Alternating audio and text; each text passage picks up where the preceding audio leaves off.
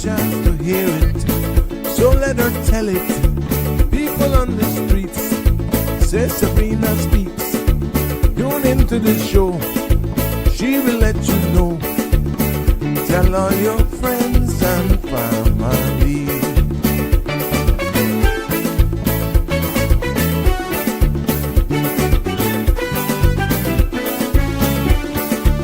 Real talk is no joke. You get the news straight up from grassroots and concerns. You can hear with some people gone. So tell all your friends to tune in to Good evening, Cayman. I'm Sabrina Turner, and welcome to Sabrina Speaks, your daily dose of clarity, truth, and community insights. Every weekday from 5 to 6:30 p.m., we're tackling the issues that affect you, from national headlines to grassroots concerns. Whether you're in traffic or winding down your day, this is your chance to hear it straight and speak your truth. So buckle up, Cayman. We're not holding back. This is the show. We gotta let you know. Now we got to go.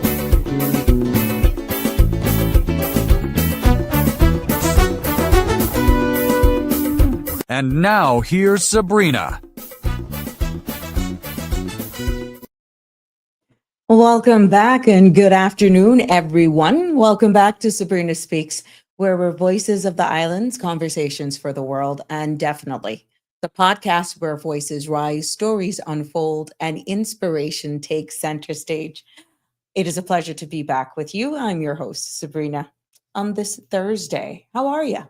Hope your day is going well. And I know we've gotten some showers. There's forecasts that they're going to get some more rain leading into the weekend, and we just keep our. No, I know the farmers are happy for that. But it also brings out the mosquitoes and the frogs, of which I'm petrified. But you know what? I'm indoors. I'm here with you. It is a pleasure to be back and to bring you another episode of Sabrina Speaks. Yes, because today is proudly brought to you in partnership with International Lighting. Yes, can you imagine? Edward has been in business with International Lighting, a Caymanian gem, celebrating 39 years. And all this week, in celebration of 39 years anniversary, he is having specials. So whether or not you're refreshing your home, adding flair to your work wardrobe, that's your construction work wardrobe, they got specials all week long, everything from bed and bags and Turkish area rugs to indoor, outdoor lighting, bathroom accessories as well, and the best chandeliers. I swear, he has some of the nicest formal, informal, you name it. He definitely puts lighting up your life to a different color, at a different level. And so those neon colored polos and also t-shirts, and he also has a printing as well. So he doesn't only sell the t-shirts. You can get all this right there at Ed's Plaza. Ed's Plaza, 194 North Sound Road, open Monday to Saturday from 9 a.m. to 6 p.m. And if you're not sure with everything else that he has, give Edward a call. Yes, you can give him a call, 949, that's 345-949-8211, or 345-949-5141 for more. He is there willing, ready, and able to answer any questions. And what I like with Edward is that if he doesn't have it, within days, he can definitely bring it to you. Yes, he can bring it in for you. So there you have it. Let's celebrate Edward. Join in the celebrations, but you can't join in without going down. And when last did you see Edward? It's just a gem. It's a charmer. He has a sense of humor, definitely. And again, 39 years of being in business. Let's celebrate it with him. So yeah, it's a pleasure to be back with you as always. Now, today is also stepping into a space where remembrance, reverence, and responsibility. So that's where we're going to be stepping. I know it's 9/11. We're going to deal with that. But this episode of Sabrina Speaks, we will be stepping into that space. And how fitting when this day was chosen, actually because of another conflict for tomorrow when they were supposed to be on. But in this episode, we are shining a heartfelt spotlight on the Cayman Islands Veteran Association, an organization that is rooted in service, sacrifice, and the endurance spirit of our people. And these are guardians of our legacy, men and women who stood for something greater than themselves and who continue to serve our islands with quiet strength and unwavering dignity. So as we approach the annual Veteran Gala, and you'll be hearing more about that, we're not just preparing for an elegant evening, we're preparing to honor lives lived in service, stories that shape our nation, and a cause that calls each of us to remember. But please, the content that you're about to hear, including any and all discussions or opinions from myself, guests, and or participants, is intended solely for general information and entertainment purposes. It is not a substitute for professional legal, medical, or financial advice. So I encourage you to consult with a qualified professional or for your specific concerns. Sabrina Speaks disclaims all liability for any decisions or actions taken in reliance on the information presented right here. And don't forget to follow, like, share, and subscribe so you don't miss an episode. You're also welcome to feel free and join in on the conversation by calling 345-936-8255 or by sending me your message via social media platforms. Or again, but we always like to hear you. We always love to hear you. Let's see who's in the house today. Hi, Mitzi. Welcome. You're first in class. You're first to actually comment, Mitzi. It's always a pleasure to have you with us, Mitzi. Jimbo, you've arrived. Laugh out loud. You got a right to laugh out. You're something else. Hi, Miss Valerie. It is a pleasure to have you here. Jim, that rain needs to be shared throughout the islands, not raining all over. Yeah, I was speaking to my aunt earlier on, and she was telling me, oh my God, in town it was pouring rain. And I'm like, what are you talking about? It's sunshine here. And then we had a squall blow through in Prospect and got really dark. We heard the thunder and all that sort of stuff. And then she's like, Sabrina, it's sun shining in town. So yeah, weird. But maybe with the forecast, we may all get some leading in tomorrow and into the weekend. The farmers in Bodden Town, High Rock, Eastern Side, Botanic Park haven't been blessed with rainfall. Well, let's pray to the rain gods that they will get that this weekend. Yeah, we're going to send positive energy out in the universe so that they will get all the rain that they need. Yeah, Valerie, she's agreeing with you. Good evening, Marshall. It is a pleasure to have you as usual with us. And thank you for your participation yesterday. To all of you who participated in that very informative discussion.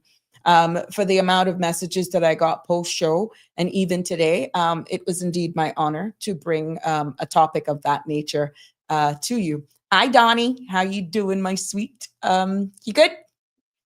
Hey, Shaka Zulu. Good evening, Auntie Sabrina, he says. My bestie. I never dreamt that me and Shaka Zulu could be besties. Virtual. Jim, you're confirming not a drop. Now, we're going to change that. Well, we got an early caller to the show. Good evening, caller. Good evening, Mom. It's raining up in here, too. And I was talking to your aunt while it was raining down there. Oh, okay. If it's raining up here, and I say, it's pouring. And she said, well, the sun is out. And I say, yes, but the devil and his wife fighting for hot donkey. Yeah, I heard that as a child. That's interesting. So it's raining up in here right now. I'm looking out, but the sun is out. But we had a big downpour just about half an hour ago. Okay. Nice. Yep. So see? You can sailboat or kayak down in my backyard. Well, because... Wow. Yes, right now we're looking at about 6 whistling ducks. They have on the back there. Okay. All right. Well, there you have it. So let's hope it's coming, Jim, from East End. That's why I do like and in Newlands. Feed them, but I stopped feeding them because I got 2 teams. And when I opened my back door, they would come right into my utility room. They'd come right up on top of stuff. I used to buy them corn from out Foster. Sometimes if I sitting on the back step, they come and pick my toes or pick my fingers looking food. Yeah. I stopped feeding them, but they're right out back there now. There you go. There you go. Thank you as usual. So, yep, leave it to Shelma. So that we know what the weather is like in Savannah Newlands. Right now, it's just overcast out here in Prospect. let's hope it's working its way west. And for those of you who are in the region and don't or haven't been to Cayman, you don't know what you're missing out. But where that caller is calling from is on the west. It is west from where Jim alluded to that needs rain in the eastern part of our island. So yeah, just a little bit of geography there. Yeah, Shaka Zulu, my friend, my bism buddy now. Hey, but guess what? It's Thursday, and don't let the rain stop you. Yes, because down at Cayman Cabana, they're still having farm to table. Yep, they're having that this evening and every Thursday evening at the waterfront. And despite it may not be seeing a very good sunset this evening, but this is the stuff that you can get down there. Oh my God, yes. Spectacular views anyhow, if you're a lover of water like me. But the food is never, ever disappointing. I'm being very honest with you. I love the vibe down there. And, we understand the season. Look at them comforters. Oh, God. And you know what's my favorite? Their Cayman style lobster. And they got one thing called callaloo rice. Oh, yum, yum, yum, yum, yum. Well, yeah, that is our friends down there at Cayman Cabana. They're on the waterfront, and I love just keeping it real, just keeping it local. And when you got excellent cocktails, yeah, I said it, excellent cocktails. They do bring it home on the cocktails as well. But this is some mouth-watering food that we have here on display. Comforters, they're the bomb. I say, if I had to vote, yeah, I like them better. They're one of my favorites for comforters, but that, and they have this snapper as well you can get it with rice and beans or callaloo rice. Of course, you got other stuff. You can get their lobster lollipops and that sort of stuff, so, but down there never disappoints. And heads up, I'm giving you an early warning because the summer season is coming to an end. This weekend, happy hour is going to be a different one down there at Cayman Cabana. I have been reliably informed that they're going to be having a seasoned weekend happy hour cocktail specials at Cayman Cabana just to close off the summer holidays. So yeah, visit my friends. But tonight, and every Thursday night, starting from 7, Cayman Cabana, farm to table, dinner experience, and they don't disappoint. Yeah. So that's where we are, ladies and gentlemen, with that. And what's going on around the world. Even Donnie agrees with me. Yeah. The food, no, it's true. I'm not kidding. And to be honest with you, you get these promotions and that sort of stuff, and you're paid to do it. But when I'm telling you, it is an honor to represent anybody who wants me to assist them in promoting their business. But when you're coming and you believe in what you're actually selling, you ain't fool. You will know that I'm speaking the truth. And it's the same experience that I get at International Lighting, dealing with the relationship with Edward down there. It's no different. The ambiance, the feeling of that I get down there at Cayman Cabana. So yeah, the food is the bomb. They also got nice rasta pasta. You can either get it with chicken and shrimp and all that sort of stuff. Yeah, you can't go wrong. Bottom line is you got to go. And Friday, they got a signature cocktail. Dawn, they got a signature cocktail. Remember I hinted at that yesterday?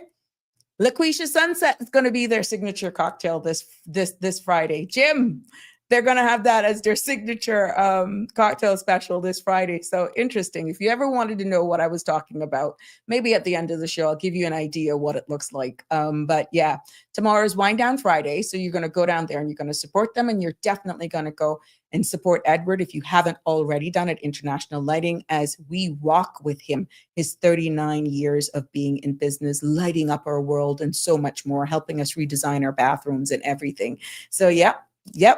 So yeah, let's call your friends. When the last time have we ever really gone out as Caymanians? Summer is down. All the year back from your summer vacation. We know what is happening with businesses on the waterfront. This is an opportunity to remain supportive of all of the businesses down there. But, we can't go wrong when you want that true Caymanian hospitality when it comes to cuisine, that friendly, warm atmosphere right there. And so I don't know how to tell you where I'll be after the show tomorrow. Yeah, and I want to see you. But today is also a solemn moment, 9/11 remembrance here, remembrance. And for all of those persons, that shook the world. And also with what we're seeing, the unfortunate shooting, assassination of that activist in the United States yesterday. I saw it coming up as I was on the podcast, I saw it, but I wasn't sure because I was engaging in that conversation. But it really hit me after the show. And I know Sandra on the Cold Hard Truth brought it up this morning. 31-year-old man, young man, married with a young family, 2 children, or no matter what side of the political lines you're on, what party you're actually aligned with, in this case, he was assassinated. And it kind of brings freedom of speech to a different level. It kind of makes you wonder, even us as podcasters, we have to be careful how we actually engage, what subjects, how open we are. And you shouldn't be, we're media. I'm not purporting to be one of those reporters. I'm a podcast. I'm a content creator, and I'm going to report on what's happening. But there are times that you're going to be, someone may ask me my opinion, and it's now that you're actually measuring your steps, because we have all sorts of people in the world that just, if you don't like this political party, then you're the worst person. I'm going to say all sorts of mean things at you. Where's democracy? Where's democracy when you can't just openly and maturely speak, agree to disagree on policies, just because you're not aligned with the same leader or political party? And I heard another podcaster last night says, don't frustrate democracy. And if we're saying we're in a democratic society, we should be able to respectfully weigh on our opinions. We should be able, in this day of age, be able to speak freely and not be fearful of going out publicly speaking or engaging in a conversation that may differ from your audience.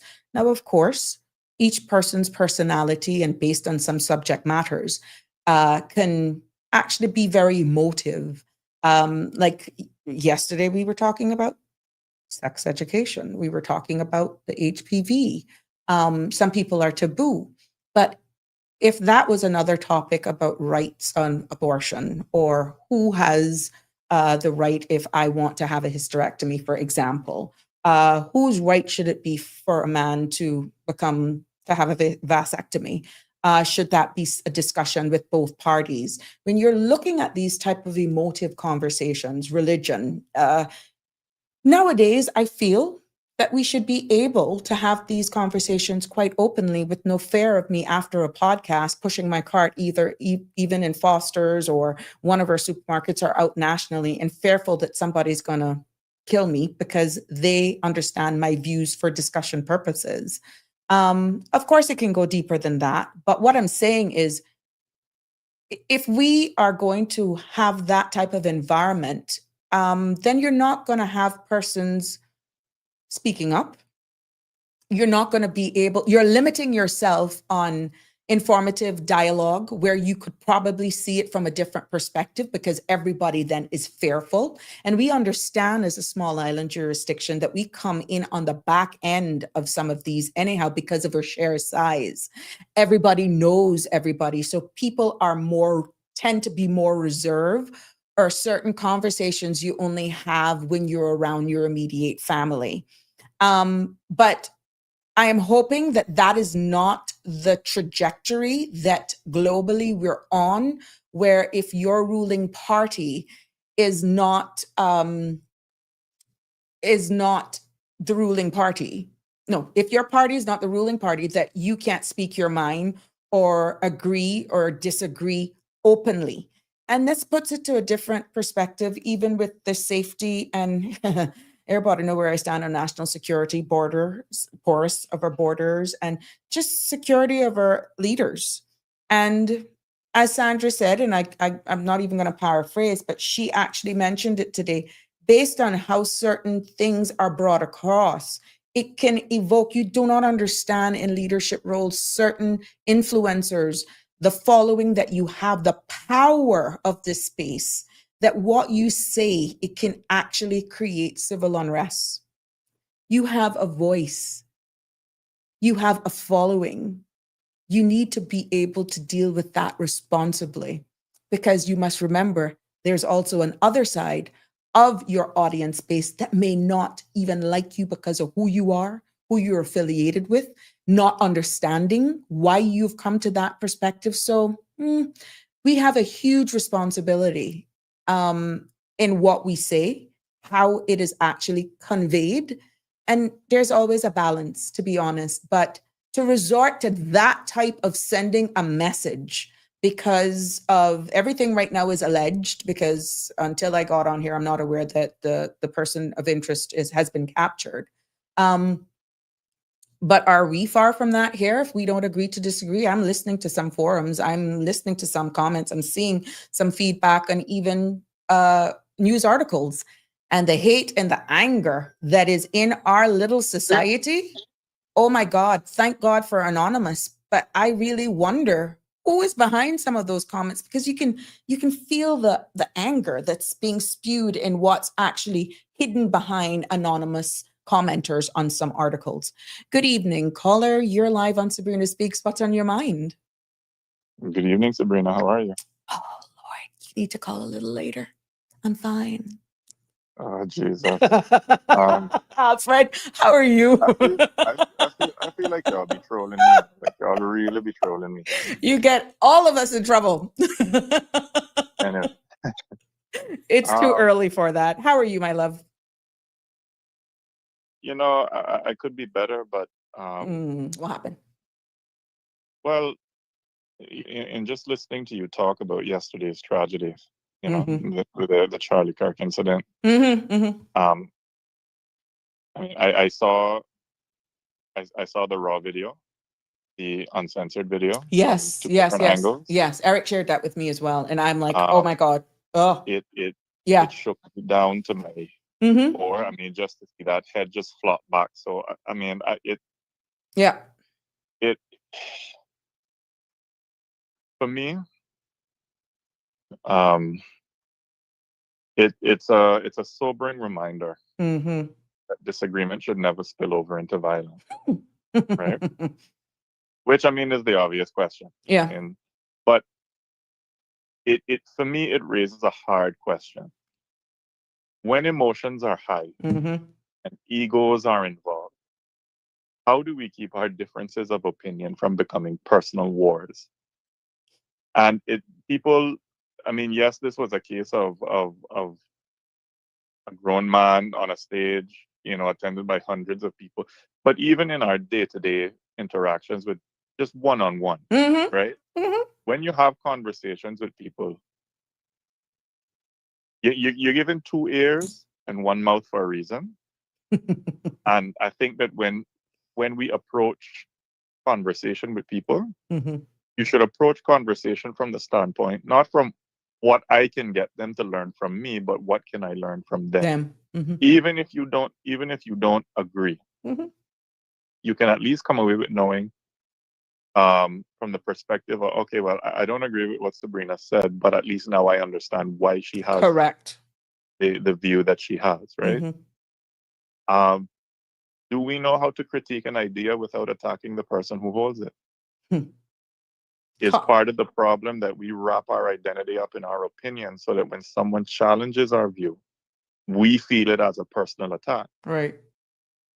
You know? That speaks a lot about what's going on inside, though, because you can come so rigid because you're so entrenched in your own belief that justifies your way of seeing things, that you almost just want to have the platform for yourself. And even though it may be sound from a different perspective, you've already blocked that off. And you know, it's pretty sad when that is now being very obvious in a public space, and we see the power of platforms just like this caller. But yeah, just right here. Okay, perfect example. Look at around, for example, a domino table. It's just a game. Do you? The banter. Exactly.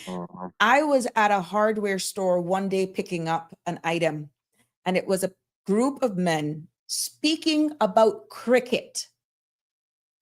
Let me tell you something. When I walked into the store, I almost thought it was a riot.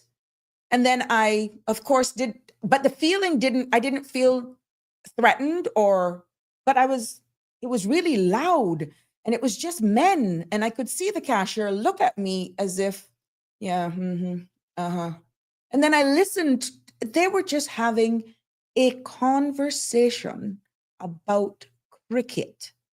And you had, let's say it was India and another one playing, but you had both parties talking about cricket, but they literally were arguing from where we're coming from. It wasn't just friendly conversation. They literally sounded that it was a riot. That speaks a lot about what they're feeling inside. And can you imagine an emotive topic, what that could actually lead to?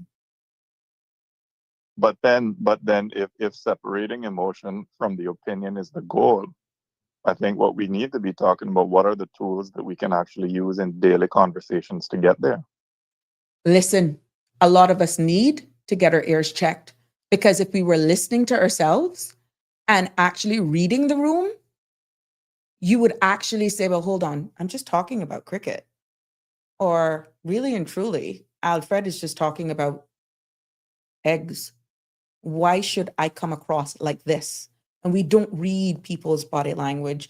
And to be honest with you, in person is one thing, but in this virtual space, because you're hidden and nobody will know, you could have an IP address that says you're in Dubai, for God's sakes, when you could be my neighbor.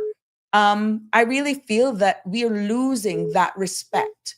We're losing that compass to make people really see exactly that we respect their opinions and their feelings matter, because we're in this virtual space.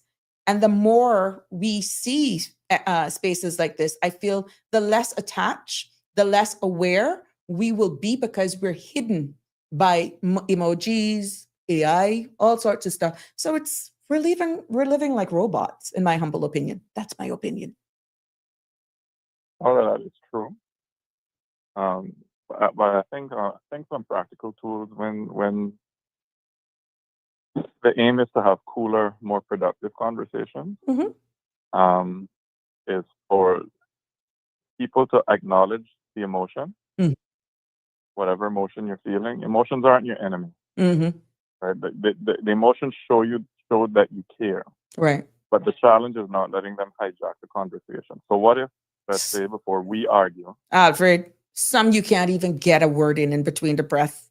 And some of them, they will actually send a indirect message by sitting there sharpening a cutlass or something, or they're just like this, the hairs on the back of their spine. You're like, you know what? It doesn't even make sense. It's one of those things where you choose your battles, because sometimes you just have to back out. Yeah, and some people You're right. just You're right. leave it alone. I'm wrong. Yeah, Leave it alone. 2 + 2 is 5. Yes, I agree. Yeah, so.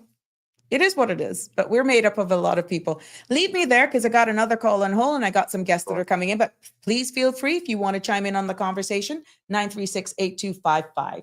Thank you, my love. All right, have a nice day. Take care. Sure. Good evening, caller. You're live. Hi, Sabrina. How are you? Hi, I'm fine. Thank you.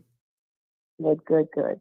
You're talking about veterans this afternoon, and I applaud all of them, because I have a lot of them in my family, my uncles and stuff, are a lot of those guys that are now peacefully resting. Yes. And I just think that they are awesome, and we should never forget them. That's right. I just wanted to quickly, like I told Sandra this morning, I just would like to applaud the late Linton Tibbetts. He is also one of our heroes. We went through devastating Hurricane Ivan, and it was the Cox warehouse and building supplies that put this country back on a map.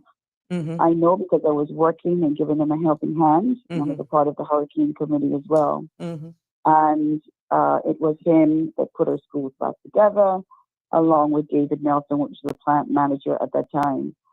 There was several functions and so forth, and the people that really worked hard were not the ones that were invited. And let me tell you another branch of our heroes in this country, and I said it again this morning. A lot of our police departments are foreign nationals that are here. Many of them have never had homes and apartments and everything else that they have, and they're accomplished here. Mm-hmm. When Ivan came in and a lot of the stuff were damaged, their homes, everything, material, everything that they had, they sort of had a meltdown. Mm-hmm. Who didn't have a meltdown was pretty much our 80 or 90% Caymanians, indigenous Caymanians fire department, who braced the winds, who braced the rain, who braced salt water in our fire trucks and went out and said, look, the people on the south side, up the spot, look, you've got to move. It's going to be bad. You need to save your life, and it's a mandatory evacuation. You need to move. Mm-hmm. Those guys worked tirelessly. All of the planes coming in, Cayman Airways was back in front, bringing us in supplies. And we were taking people out left, right, and center and being cursed at the same time. I'll never forget that experience. I lost my mom a week and a half later. She was in the Georgetown Hospital. And I had 3 areas of delegation, which was the Pines and Hospital, also the UCCI and Prospect. I even spoke to Wolf Blitzer because his sister-in-law was here on CNN. He wanted a lot of information at that time, but, it was just a call so his sister-in-law could, let him know that everything, she was okay during the hurricane and everything. She survived it and everything. But we must remember true heroes and people that have really did a lot for our people. And we seem to forget. We seem to be going through a phase where our Caymanians have forgotten to say thanks, and we're ungrateful. And I would just like to applaud, Mr. Linton Tibbetts. I know he's resting peacefully, but all of his family members and everybody that stood for us to bring this country back. Mm-hmm. I mean, because A.L. Thompson, like I said, was waiting for insurance adjusters, and Kirk's was down. So it was them to put us back. They put us back, and I know I got hollered at many days. And a lot of the school supplies and stuff came from them to put our schools back together. Mr. Bodden and Miss Bastier was away in Europe, and I had to work really hard to get them back to Grand Cayman. And I'm telling you, we don't value a lot of our heroes because no one sits down to hear the story. If you don't make it to a certain position in government, you're looked upon as no one, and no one should be left behind, because a true shepherd values the one that is limping on 2 legs, or the one that is also living on 4 legs and is really taking charge. So in other words, all of our heroes, they should be taken care of and remembered. And I just wanted to say that this afternoon, because we don't sit and talk to the civil servants that have given so many years and know the true stories and use some of the heroic things that they've done. We don't do that. What we do is pick apart, tear us apart, lie, destroy lives, and it's just so sad. Mm-hmm. But I just wanted to say that, and thank you so much, and have a great evening. Thank you so much, caller. Well, thank you. For those of you who just may be joining us, in this episode of Sabrina Speaks, because I know a lot of you join us at various times, but yeah, Aria, it is my honor to acknowledge and wish Mr. Berman Scott, yes, a happy birthday. Yes, Mr. Berman is celebrating his birthday, and we know he's a talented musician here in the Cayman Islands from the Brack. He's from Cayman Brack. And you want to know what his talent is like, you can find him down there at Peppers. Unsolicited plug to Peppers. But he plays, and he's available for hire as well. But happy birthday, Berman. I wish you lots more, and I hope you're enjoying your day. And this is Aria Marie Scott. It is my honor. Sorry I didn't see it earlier on, but I flagged you. And yeah, Jim, we saw all the other comments. Miss Dorothy, Donna, thank you so much. I'm happy that you're liking the topics that we're actually presenting here. So yes, without further ado, as you can see on my screen, this episode is going to be dedicated to the guardians of our legacy. Yes, and that's Cayman veterans. These are men and women who served with courage and returned with resilience and continue to shape our islands with quiet strength, as I said in the beginning. And with the annual Veterans Gala just around the corner, that's slated for Saturday, October the 11th, we're not just preparing for an elegant evening, and I've been there, trust me, it is fun. I was tempted to putting on a poppy, but I didn't want to break protocol because of the show, and I would probably be fined. So we're preparing to honor lives lived in service and cause that calls each of us to remember. So joining me in studio today, I am pleased to welcome here Andrew McLaughlin and Shadden McLaughlin, representatives of the Cayman Islands Veterans Association. And together, we're hoping to explore the stories behind the service, the purpose of the gala. And there you go. Anybody recognize that gentleman? Handsome fella. Well, he's going to be here. Yeah, I know he could be beat red when I put this camera on him, and Shadden could probably beat me. But it is indeed a pleasure to welcome them both here with us. Good afternoon. Hi, how are you? Welcome to the show. Good. Good evening. Thanks for having us. How are you? I'm good. Now that you're here, we're going to have a blast and hear more about the Cayman Islands Veterans Association, because it's that time again. We're around, but I think a lot of people I want to bring it a different perspective. I want to, exactly as I said, I want to put the spotlight on the association.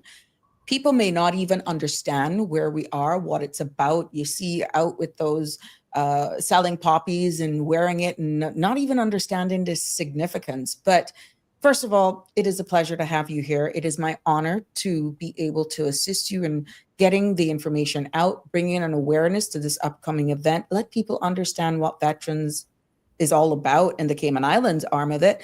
But how fitting. Today is also 9/11. Yes. Yes, as we remember.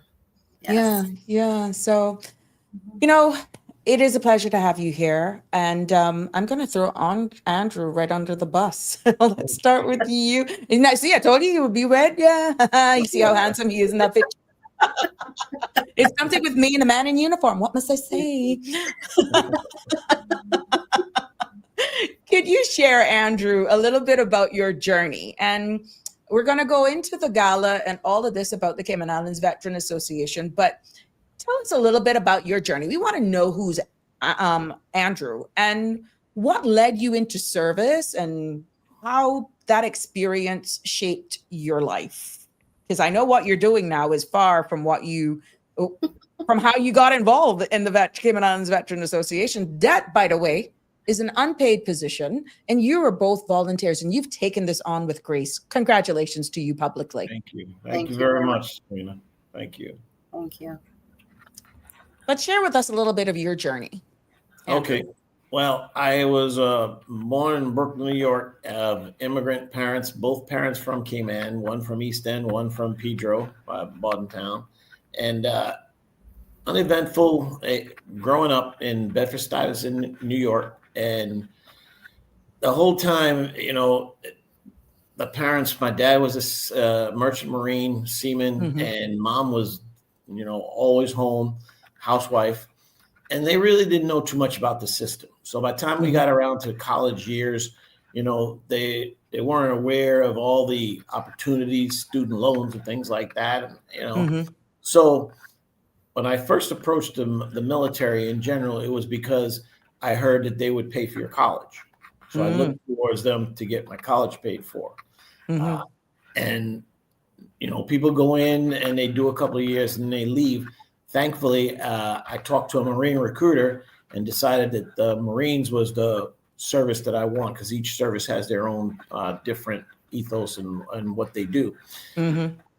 So in those first 4 years, I realized that was the place that I need to be. They took me from nothing, from the streets of Brooklyn and Miami, Florida, and gave me training on how to repair $36 million fighter jet aircraft.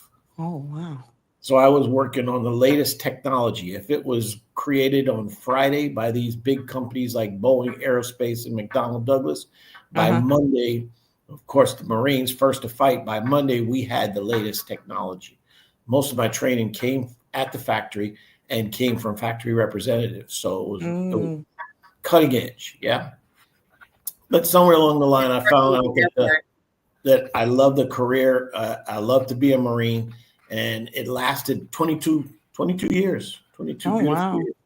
Yeah. And I'm quite sure I met my lovely wife because the last 7 years I spent in recruiting in the Fort Lauderdale area, and that's where Shad and I met.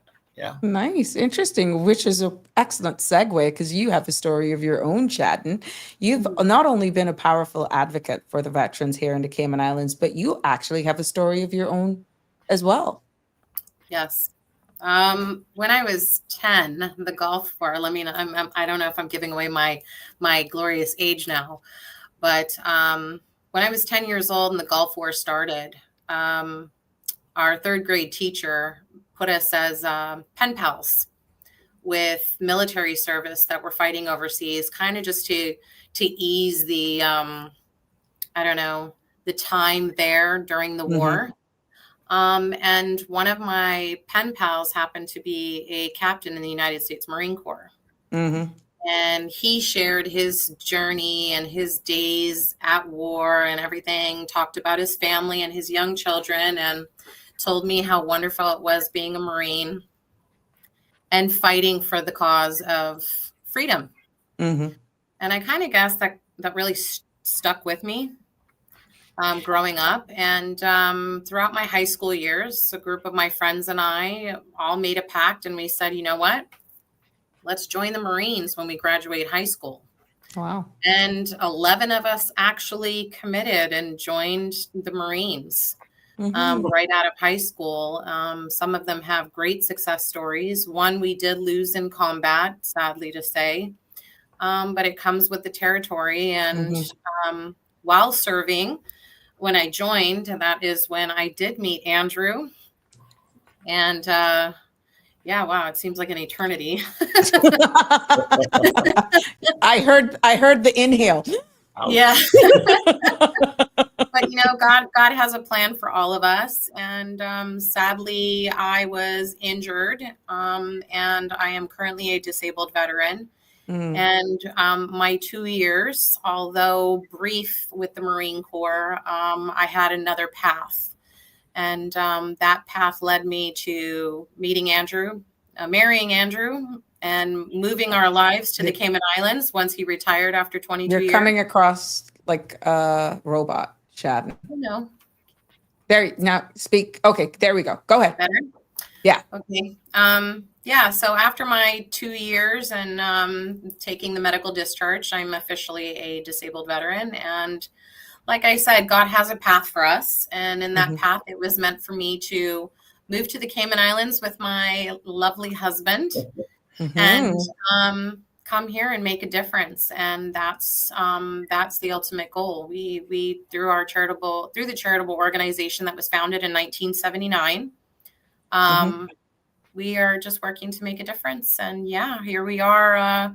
We moved here right after Hurricane Ivan. That is the year Andrew retired. I think you're having an unstable network connection. Oh, no. Yeah, the entire time, Sabrina, the entire time I was in the military, all 22 years, I told everyone, because I had spent summers with my grandma sometimes in Pedro, and I told everybody, they said, what are you going to do when you're finished with the Marines? I said, I'm going home. Grandma said, you can see the entire world go all over this great globe. And when you're done, you come home and you bring all that knowledge and training with you. And that's what I told Shadden when she agreed to marry me. I said, under one clause, the fact that when I'm ready to go to Cayman, you're going to come. And she agreed. And here we are. That's love. Definitely. That's love. Well, listening to both of you, I'm reminded that, in all honesty, service doesn't end when the uniform comes off, because look at what the two of you, the impact that you're making locally. And it transforms into, as you rightfully say, advocacy and community leadership. And you've taken this up with all of your heart. You can see that, you can hear it. But let's see if we can switch gears. I think it's the weather, Shadden, to be honest, because I'm hearing thunder. Can we just switch right now to look at the gala? Let's talk about the gala. That's going to be happening on Saturday, October the 11th, and that's fast approaching. Yes. So, and this event has become a cornerstone pretty much of remembrance here in Cayman. So can you talk us through what attendees can expect this year, like special tributes, keynote speakers, other traditions? Like, if someone hadn't been, what should we be looking for? And I'm going to be sharing some pictures as you speak. So I don't intend to distract you, but just so people can get an understanding of what is in store here. What does it mean? Shadden, whomever. Yeah, it was Shadden's brainchild to have a gala. We were looking at fundraising. We fundraised to assist other veterans that maybe are not so as fortunate. Some of the elderly veterans were around long before pension started, and they did not have the right preparation for retirement. So they need a little help every now and then. And the fundraising was predominantly just the poppy appeal. Right. And it just started to slow down. The poppy appeal, people just, weren't as forthcoming as they normally were. And so we said, we need to do something different. So Shadden said, let's do a gala. A gala is a chance for the average person to get a peek inside the allure of a military function. We hold a gala to what they call a military mess night regulations. So when you go into that ballroom and we close the doors, you now belong to what's called the president of the mess, which this year will be Dr. Sidney Ebanks. Oh, And, wow. Right. Everything you want to do in that room must be cleared by the president of the mess. He posts myself. Yeah. I'll wear Depends. I probably won't get permission. So he posts me at the beginning after all of his guests are seated. He posts me as what they call Mr. Vice, the vice president of the mess. And I do all the dirty work. He gets all the acclaims and I do all the dirty work, right? So it's for me to make sure that all of his guests are properly taken care of and that they follow the rules of the mess. Right. And we do print some of the rules, but not all of the rules are there because we like to teach people as we go along. So for instance, like you were just alluding to, if you get up and leave the room for any reason, even to relieve yourself, you need permission from the president. Or I could end up as one of those. Exactly. And if you don't get permission, then you are charged and the president of mess will fine you. In this particular case, I actually had fines against myself. Somebody questioned what I had done. The president found it to be unfair. So they gave me as punishment to do 20 push-ups. But the cadet corps is there as my assistants. So I said, well, if the vice president is in trouble, then so are the cadets. So I forced them to do push-ups with me. Shout out to the cadets. Yes, misery loves company is what I'm getting from that. And they're young. They can handle it. No problem. Yeah. I'm 62 years old, so it hurts me a lot more than it hurts them. But the thing with the gala is it's a very engaging evening. So everybody in the room is involved. I don't want to say like role play, but it's a black tie event. And most importantly, as we take time to remember throughout the evening, because that's what the whole point is, that night, Her Excellency is pinned with the first poppy for the season. Thank you. And once Her Excellency receives the first poppy, then the poppy appeal season is open for the entire month through to Remembrance Day. And that's when the public is then encouraged to get their poppies and wear them proudly. And then I'll turn this back over to Andrew. Yeah. So the events of the evening follow just in line with military etiquette. And every step along the way, I'm the narrator. So not only do you see us performing these acts of etiquette, I'm also explaining it to you. And at each gala, there's a theme. So in other galas, we showed what recruit training looks like when you get to boot camp and you're exercised and trained to become a service member. And this year, we have a very special one in commemoration of VE Day. We're going to have someone speak on each period of conflict that Caymanians were involved in. And Caymanians go way back earlier than World War I. Most people would find it hard to believe that such a small island had so many people represented in many of the conflicts, almost every conflict you can point to, Mr. Loxley, our historian, can tell you that Caymanians were involved. Yeah. And here's an image of him right there. He has been he has been one of those that has been the cornerstone of the Cayman Islands. I can remember as a young child seeing him participating in Pirates Week and selling those poppies, just making sure, giving them out. So yeah, kudos for him. Yeah.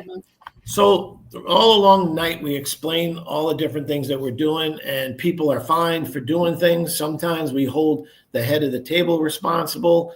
Other times when they can't pay a fine, they may come up and get fined for a donation. And if they can't pay, then there's other ways besides push-ups. Sometimes we have a dance off. Yes. We had 3 gentlemen. Unfortunately, I have no pictures of those. I would not show those. We had 3 gentlemen who were of Scottish descent that wore kilts. Yes. And they were fined, and they could not pay the fine, so they had to do a jig for us in their kilt. Yeah. Everything was fine until in their last moments, they bent over and we realized exactly what you wear underneath a kilt. Yeah. Thank goodness they weren't facing the crowd, but unfortunately they were facing the head table. Anything can go on. Sometimes we're fortunate. We hope we're going to be very, very fortunate this year. Even the premier is sitting there next to Her Excellency. So it's really a spectacular evening. Everybody walks away with a smile. It's a lot of fun. And it brings to light the fact that, there's a whole part of the ceremony where we honor the fallen, because we are all here because not me and Shadden, but other people made the ultimate sacrifice, and they gave their life in defense of the freedoms that we walk on every day. And that's what it's all about. We also honor everyone who's wearing a uniform, because not all heroes joined the U.S. Armed Forces or the UK Armed Forces. We have heroes there every day.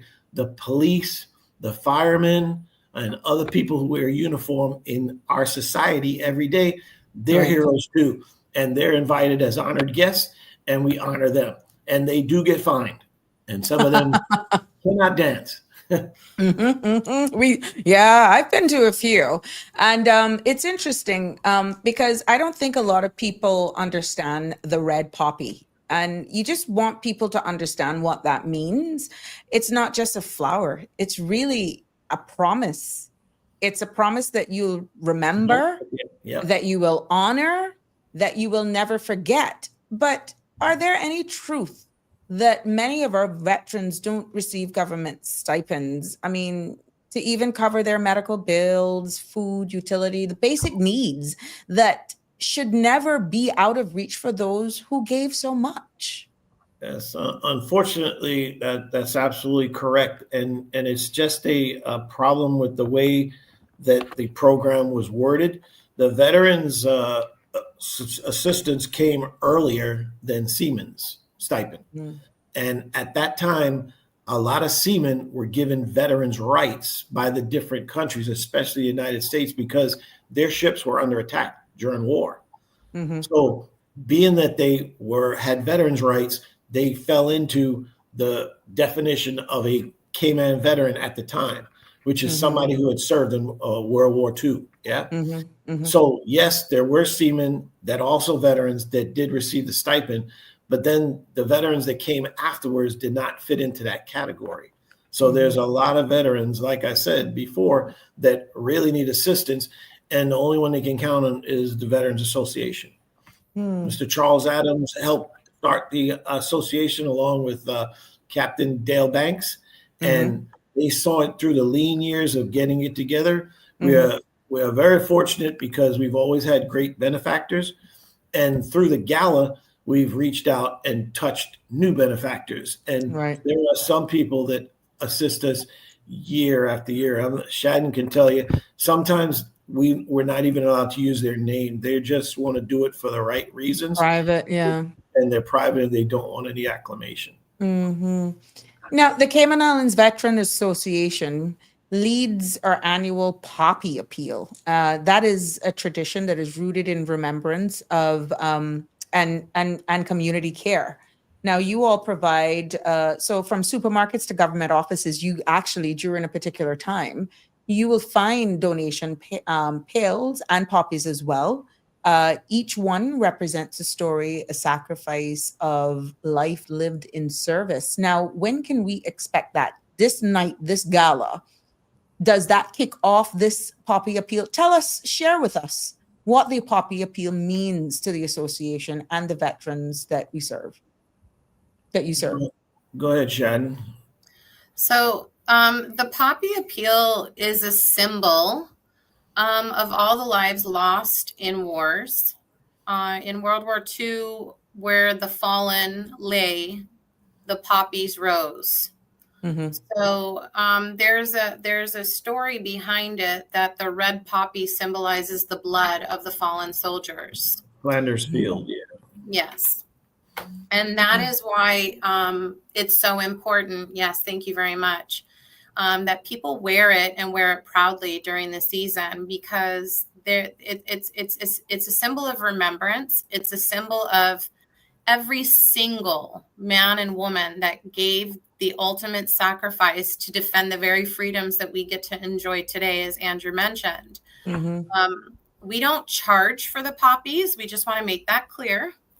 Everybody's entitled to receiving a poppy, and it's all donation based. Again, because the Veterans Association does not receive government funding in terms of assistance for the veterans.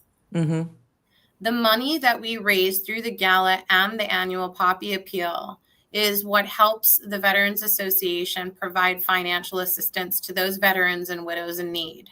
The picture that you have up, we're proud to say that Stuart Walker-Tursent has been a proud sponsor of the Veterans Association via the annual gala since inception 12 years ago.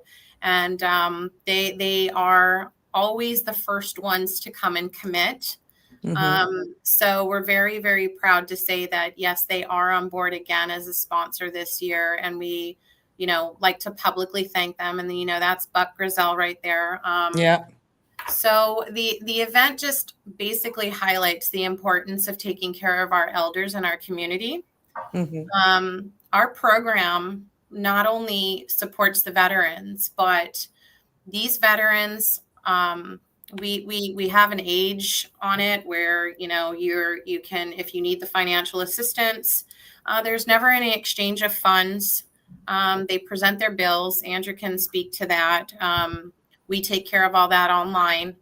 Mm-hmm. We do have veterans that need assistance with their electric bill or their water bill, food allowance. Mm-hmm. They receive monthly top-up grocery vouchers to help them purchase well-needed groceries and from their pharmacy through Foster's. They've been a great support and advocate for us in helping us achieve this monthly. Mm-hmm. By topping up the cards. And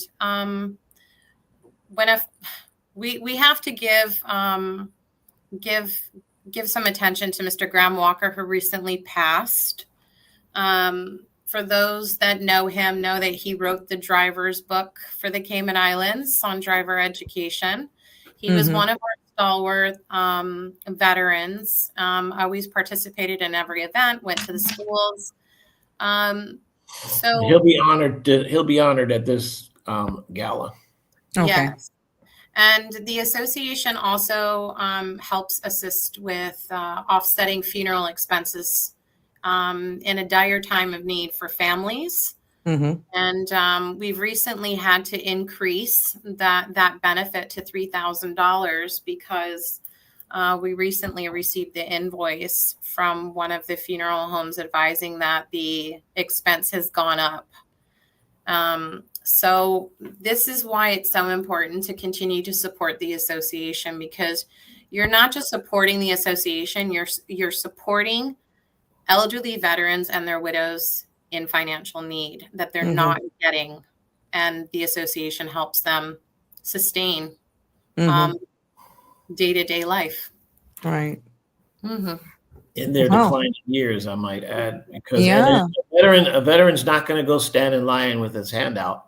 or her handout. They're not going to do it. Very proud people. Right. So as we prepare, from one veteran to another, they allow us to assist them. Yeah. Right. So as we prepare our hearts, let's also prepare, as we prepare for the gala, let us also prepare our hearts. How can people get involved for early sponsorship? How do people contribute to the association? Okay, so of course, we would love as many sponsors as possible to join with us. The great news is this event has such a niche that once we do start selling the tickets, which they're going to start selling next week, they do have a tendency to sell out pretty quickly, which is fantastic. The thing is we limit the ticket sales. That way we don't have an abundance of overcrowding in the room and everyone can actually enjoy themselves. Right. But we do have an account set up at CIBC Caribbean Bank, and we do encourage the community to make online donations via our account, which I'll be happy to provide to you if you'd be able to post that up for us. You can send it to me. Okay. And through the sponsorship as well, more sponsorship is welcome at any time, at any level. Gift certificates. What we do is we do host a raffle during the gala, and that's one of our primary income bringers, for lack of a better word. That the more raffle tickets that we sell, the more money that we make, and it also helps promote local businesses and getting involved, because we do take into account that the economy is rough right now, and there are not a lot of businesses that are able to financially support, but they want to help make a difference, and helping make a difference by contributing gift certificates. Like I have to, if you don't mind, I have to give a huge shout out to Casanova. Everybody loves Casanova Restaurant, but Casanova Restaurant, they have been a huge supporter of the Veterans Association since inception. And it's businesses like that partner with us, that help make the night more enjoyable. Because when you say, hey, I got a gift certificate from Casanova, and people are like, oh, call my number. Let me just make one point for all the naysayers out there. You will never get a chance to be inside an authentic military mess night like that anywhere else in the world. That is done on military bases to military protocol, and nobody but military goes in there. So you're getting a glimpse, a behind the scenes look at some of the allure, some of the ceremonial things that we do when we're locked away in those private chambers. Yeah. You're quite right. And take a breath, because we got a caller. Good evening, caller. You're live. Hello. Hello, caller. Go ahead. I guess they'll call back. Yeah. Yes, in regards to the evening. So when you look at different ways, you said how people can do it. You highlighted Casanova. What are your numbers? Because when these tickets start going on sale, what are your numbers? You want persons to, well, first of all, you need the sponsorships. That's the only how that's going to make it successful. So you're right now, we're appealing to corporate sponsors to make the event possible. Yes. Right. Yes. And the beautiful part is the tickets are $150 a seat, right? But there's so many beautiful companies and corporate sponsors. Some of them do not want the table or the seats. They sponsor a table so an unfortunate veteran or service member can go to the gala. So no veteran is turned away. Them and their date are always free at the gala. That's so sweet. Yeah, that is sweet. And I'm going to post, thank you so much, Adam, for sharing that with me. I'm going to post the account should persons want to do a donation here for you. So we're going to post it live right here. There we go. So that has the CIBC bank account, and it's a CI checking account, and the number is there. Wait. Sorry. Well, edit the account. Oh, don't post yet. 1 second. I hope. Let's delete the comment. Yes, Let's please. delete it. Oops. My bad. Okay. So Okay. yeah, what are you looking forward to for Andrew? What is your most highlight of the evening? Finding people? I know you know. Exactly. Well, first I want to make sure everybody's comfortable, and then it's my job to go around, snoop, and catch them doing what they're not supposed to be doing. Yeah. So that's my favorite part. Yes, we want people to tattletale. The more finds we make, the better. It's like I said, the evening is very fun. It's very engaging. The more that people look forward to saying, hey, that person's playing on their phone and not paying attention. Or we have the most rowdy table that you can possibly find, right? Yes, the rowdy people talk a lot. Yeah. We just relish when we get one of those lawyers that you and I could never afford by the hour, and they want to argue their fine because it is clearly a kangaroo court, and you're not going to win. Yeah. It's a very fun evening. We have dancing at the end of it. We keep it light. Like I said, it sells out quickly. I would encourage people to just, if you're interested in joining us, it is a formal event. Lots of surprises, lots of giveaways, and just lots of laughs and an experience like no other, because our incredible services such as the regiment, the Cayman Islands Regiment, they come in full uniform. Our CIPS members that are able to attend courtesy of our sponsors. Again, these service members attend because sponsors donate seats and tables to allow these service members. So it's the sponsors' way of saying, thank you for your service. Please have a good evening on us. So that's why we want to give a special thanks to the community and our committed sponsors. Like Andrew mentioned, we do have some what we call unsung heroes that stay behind the scenes. We had a donor through COVID who made one incredible difference to the association. For the entire, because of COVID, we couldn't do the gala that year, and the sponsor stepped up and said, okay, well, what have you collected so far? And what is your shortfall? And actually wrote a check for the shortfall. So that veterans could be guaranteed to keep getting their assistance that year. That was just, that just floored me. Beautiful. Yeah, it is a spectacular evening, to say the least. And there's music, and it's what's so amazing is when you actually, the night closes with a DJ and everybody gets out on the floor and you see all of these fine gentlemen and their partners and friends all in their regalia, their whole uniforms and all, and they just getting it down on the dance floor. You know, it's just, it is a different feeling. It is a different vibe. And Andrew, I agree with you. I don't feel you could experience that anywhere in the world other than at this event. And I learned something as well. In order for you to get fines, if you've actually attended one of these events, it's in your best interest to shut your mouth and don't tell your friend like certain things. There's codes that you don't tell people. And Shadden, you gave a hint. You gave a hint. It's black the event, right? It's a formal event. It's a black tie. It's a black tie. It's a black tie event. Yeah. It's amazing how that's going to go. Boing. Yes. Yes. That's why you have to attend to know what we're talking about. Yeah. And so that caught me. I could be honest with you. That one was the biggest surprise. And whoop, I'll keep my mouth shut there, which is hard when you make your living from talking. But yeah. We're going to put some other charities on the spot, because I can tell you, I've been with them 17 years now, the Veterans Association, 17 plus.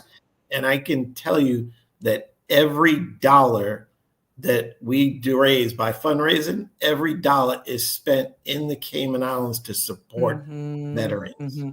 It's spent on Caymanian veterans, those that serve proudly, didn't ask for any assistance, but we're there to make sure in their declining years that they are at least comfortable. Yeah. No, I know my favorite. I'm sorry, I can't be not biased here when it comes to the cadets. I'm going there. Let's talk about youth and civic engagement. And you see the cadets there in full, and they look like they have a blast when they attend these events. But let's look at that now into civic education. You know, how can the schools and even our youth organizations become involved or get involved in the Veterans Remembrance? Because there's one thing of seeing the sale of poppies, attending a gala, having fun, which it's all good, and they're there and they're greeting you and all that sort of stuff, and they know protocol, They know protocol. Yes. But how do you get that age group for that communication to still go on? And they understand the significance of why they're there, because they are going to be one day a veteran should they continue in the uniform service, because of the transition from cadets to let's say the regiment, the Coast Guard, uniform service in its entirety. How do you actually get them involved in veteran remembrance? Well, we do go to schools and other organizations and do talks during Remembrance Day, so they can call the same numbers that we'll give you and ask. We'll try to set up a date when we can come and talk at the school so more students understand. But they can help us by shaking the tins during the poppy appeal. We take volunteers for that, and we can reward them with service hours. So it's for a good cause, and they get something out of it as well. Yeah. Mm-hmm. And what impact have you seen from these interactions? Have you seen them getting more interested in knowing more, or maybe even you may sparked a love then for uniform service? I think the biggest impact we had was in one of the years we did a contest for all the school children, and the contest was to write an essay. And they were like, how do we write an essay about service life when we don't know anybody that's been in the service? I said, I promise you, if you go home and you talk to mom, dad, grandpa, grandma, aunts, uncles, somebody in your family has given service for the cause of freedom. And sure enough, they go home and find out that great cousin or even their uncle that they never knew, granddad, served in the war, never talked about it, because most veterans, they just don't openly talk about their service. It's true. They don't. Yeah. But when they went and asked the question, boom, they got the whole story. And it's just amazing. Grandpa did that, So it really woke them up to say, hey, this thing goes a lot further than we thought. It's not just a bunch of old guys hanging out in uniforms. Grandpa was one of those guys, and Grandpa was young at one time. And he was a badass. Yeah. No, there's definitely a sense of pride. Tell us about this picture, Shadden. There's a huge sense of pride when it comes to that family, I know. Yeah. As there is for all families. This picture was taken before Captain Dale, our emeritus president. And this was before his passing. And this was, I believe, at the Queen's celebrations, right, Andrew, I believe, in front of government and in front of Government House. Yeah, looks like it. Yeah. Yeah. And this was a great time because sadly, Captain was in his declining years and he hadn't been out in a while. And it was great to see him. And he was so happy to be surrounded by his comrades. And as you can see, he's retired Air Force. He was the Cayman Islands Veterans Association president for 17 years. And he made great strides and great differences with the association. Look at those, hang on a second, Shannon. Look at those medals, Sabrina. Yeah. Yeah. Yeah. And if you looked at him in his declining years, you have to say, wow, what did you do to get all of those personal awards? Amazing. Yeah, because each medal symbolizes some great thing that you have accomplished or achieved in military service. So as you can see there, not all of the there were several veterans, rest their soul. We've been slowly losing them, of course, due to age. There's a great shot. Thank you. That was when we had the honor of our newly appointed Chief Justice with the Privy Council that honored us with their presence at the Remembrance Day celebrations a few years ago. And you can see that we have full support. The Poppy Appeal is not just localized to Cayman. It's celebrated across the globe. I really appreciate you pulling up this picture as we were speaking of our youth. We take time every year on Remembrance Day, on the 11th day of the 11th hour of the 11th month, to take a moment of silence for those that gave the ultimate sacrifice, to honor those that gave commitment to service, and to honor those that continue to fight for the very freedoms. As you see in this photo, Mr. Graham Walker, rest his soul, he is there.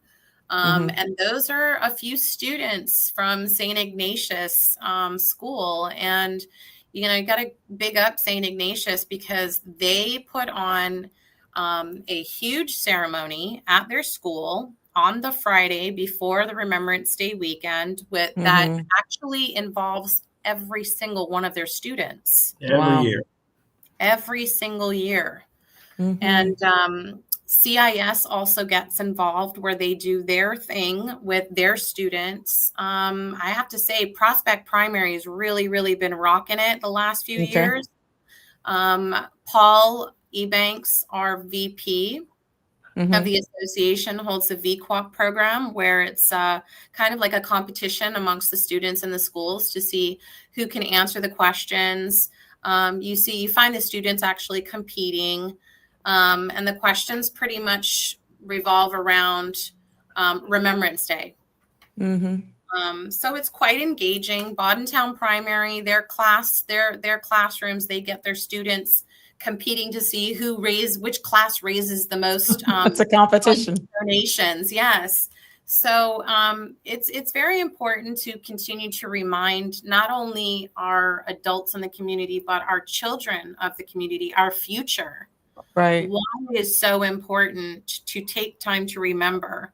I know a lot of people look at, oh gosh, it's the Pirates Week, long weekend, holiday weekend. But the long weekend exists because of those that gave the ultimate sacrifice and continue to fight the very fights that and we're not seeing currently. And these kids could be, could be our future veterans too. I mean, look, if they continue like this, this is the next generation. So, I'm so happy that you're doing stuff like this and getting to schools and the younger ones, not only to have the respect, but as an earlier caller alluded to, there's so much persons in our society that we're not actually remembering them and honoring them, that, this is your part of doing it from the veteran side of things. And again, congratulations for all you do. Thank you. I have to say that because this is not an easy task. Many of these persons in their senior years haven't given so much of service. And then many of them could be so lonely, yet they've given the best, what you would call the best years of their lives, fighting, defending for land in our country. And here you are giving being selfless and just taking this forward. It's important to get our youth involved and for them to do their part. So congratulations to you both. Thank you. And remember the theme.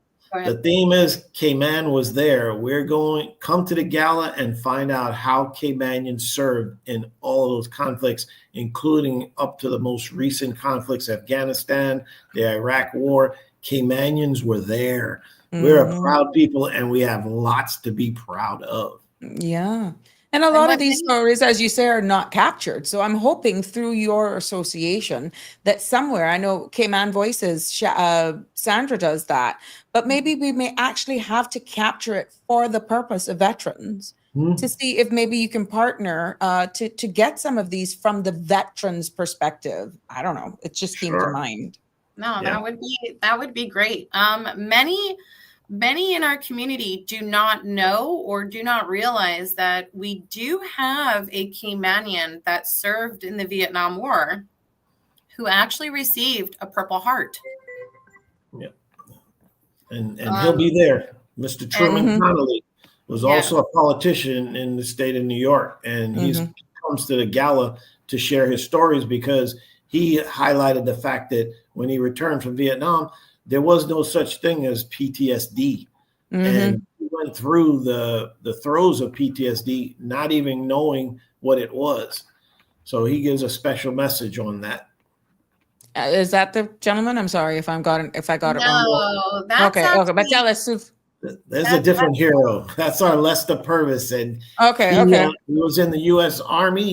He came to Cayman and went from insurance salesman to he now is the general manager for CG Brit K. Okay. But I don't think I have a picture of that gentleman. So pardon me. But we have a caller. Good evening, caller. Welcome back. Good evening. Good evening to your guest. And I say I agree 100%. What you're saying, Sabrina, this is the thing that I keep preaching on. I keep saying it. I would need another mouth and I would need another tongue. The people that gave service to this island years ago, the one that kept it up, they're the ones that is least acknowledged. I keep saying that. People that save lives, people that give their lives to save other people, they are the ones that are getting ignored. The Johnny, the Harry, the Jim, the Peter and the Paul and everyone that comes is not bashing nobody, but they're the people that being recognized. The people that sacrifice their life, including my husband. And they fight some when they do and thing. He got fight. Good thing he got a warrior like me, or he would have been dead. And that's why everybody, when I keep telling people things, they say, no, not Mr. Martinez. No man, they cry and scream. But then I keep repeating it. Who do the most, don't get the most? They're the people that they don't look at and that are being ignored. I keep preaching this. I would need another mouth and another tongue.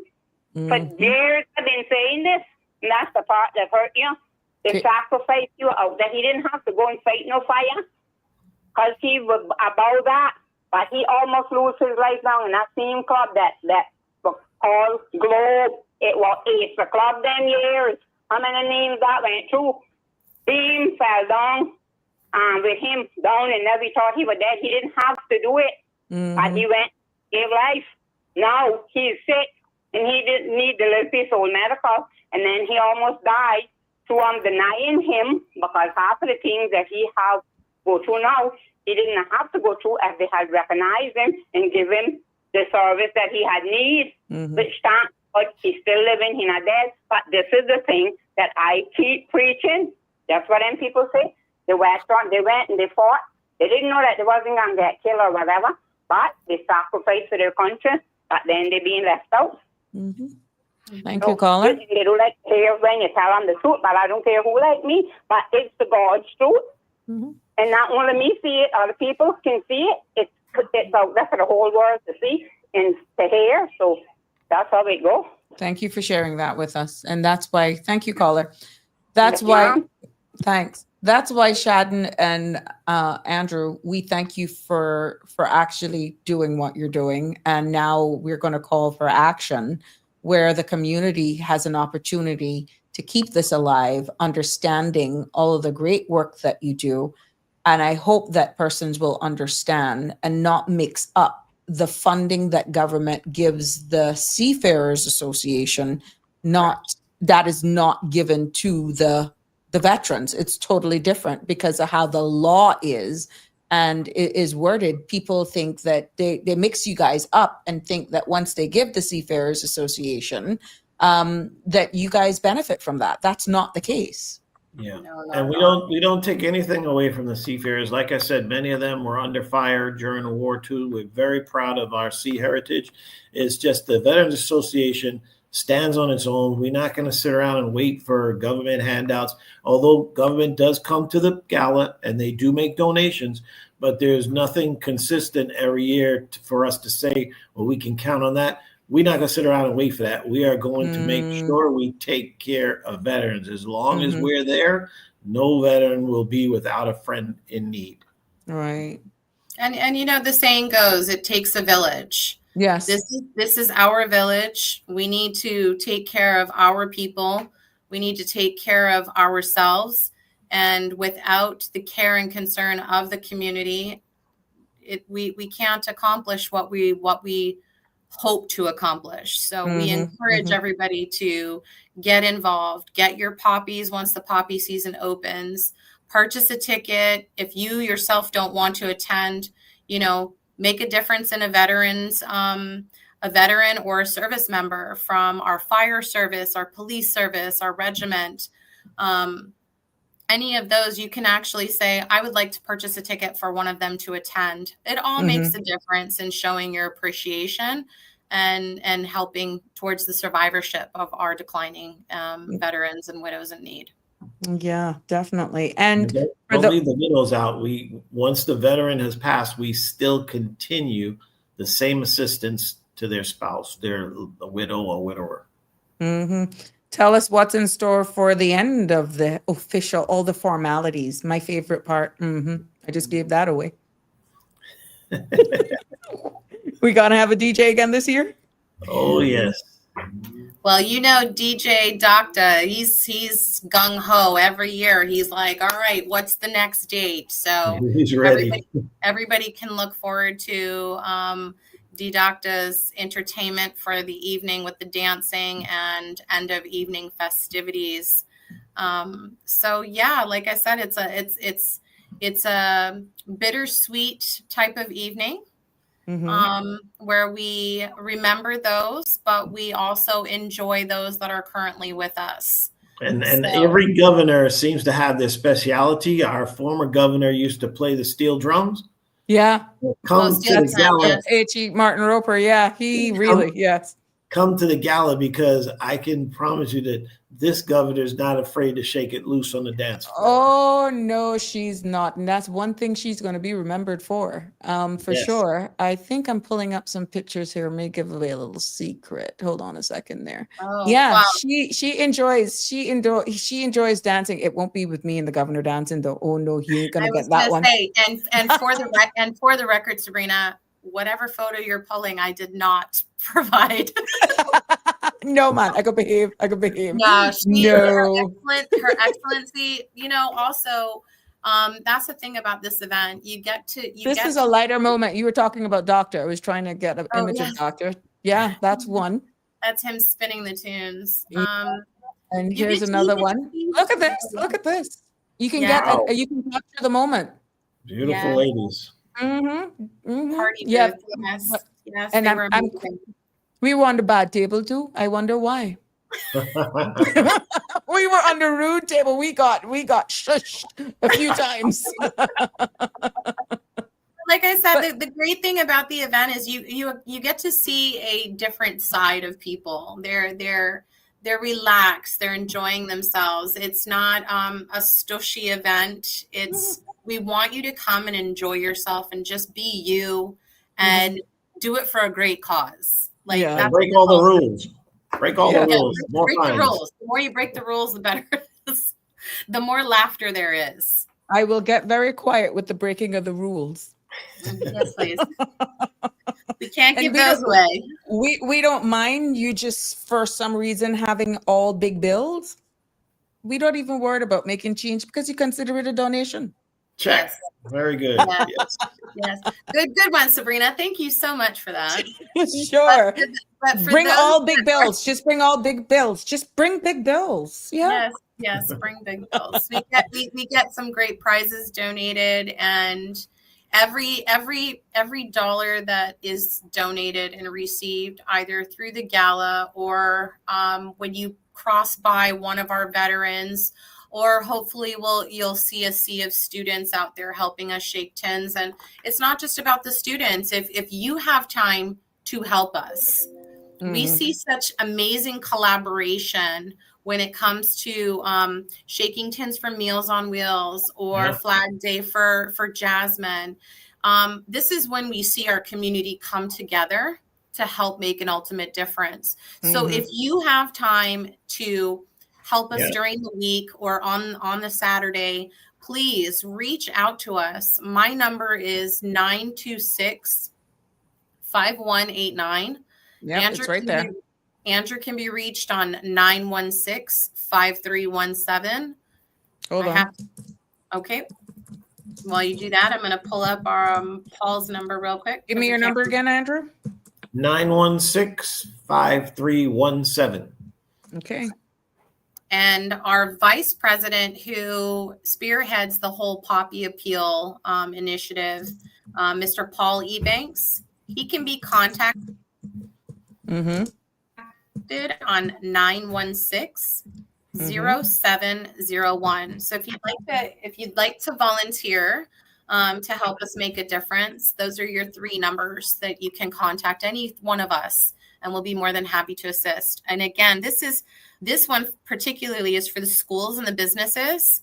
Please reach out to us if you're willing to accept a Poppy donation bin at your location to help us get the poppies out and to also assist us with receiving donations. Okay. Mr. Ebanks will help us get you registered, and through the assistance of whatever volunteers that we can get to help us, we'll get those bins to your locations. Okay. So Andrew and Chadden, before we close, I'd love to hear, again, I know you shared numbers and all that sort of stuff. Final thoughts. What are your hopes for this year's gala and for future of veteran support here in the Cayman Islands?